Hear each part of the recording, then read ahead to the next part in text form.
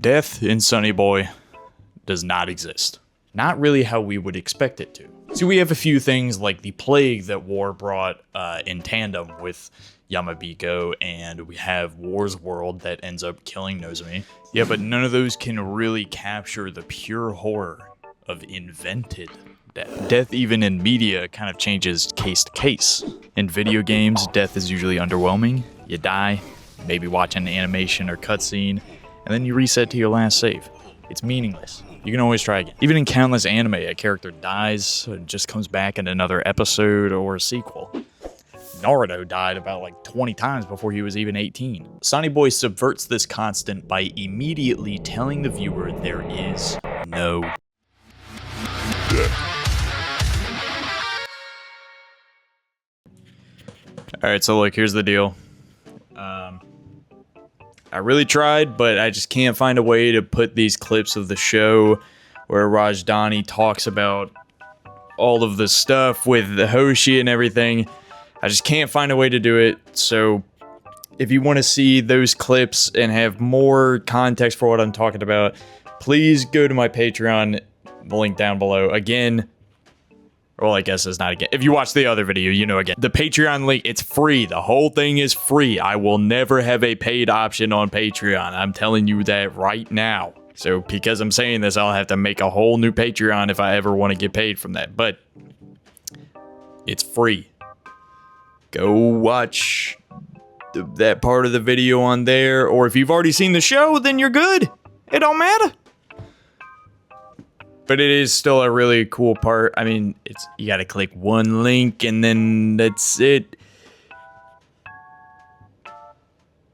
Thank you guys. So just take a second and imagine my surprise when the guy who is meant to be an extension of God, maybe he just is God. Imagine my surprise when this guy Hoshi tries to create death and apparently succeeds. This guy who, by the way, goes mad with a hunger for torture and knowledge about death. And you know, maybe I just don't remember the ending of this show, but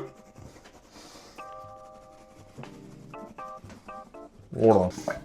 Yeah, like after the first two watches, but that scene with the chair is terrifying. It's just sitting there, menacingly. But seriously, this thing is terrifying. I mean, look at the marks here, indicating that the wood of the chair was carved or scratched out with human hands. Do you know how much force that requires? A lot. I did a little research that went nowhere, but my estimate was upwards of 1,000 pounds of force. That's the same amount of force you would need to crush a skull with your hands. So he created death. So what? I mean, where does he even go from now? Is there anywhere to go from now? You just kill everybody. And I mean, the real question is, did he even succeed? I would say the anime implies he doesn't. And so my kind of thought process is like, maybe he goes brain dead. Or, I mean, maybe he just loses a part of his brain, you know? Like, there's definitely something that happens. Something changes within Hoshi. And we don't really get to know what. And since Rajdhani never put himself in the machine, we don't get to know. So what do I want you to do with this information?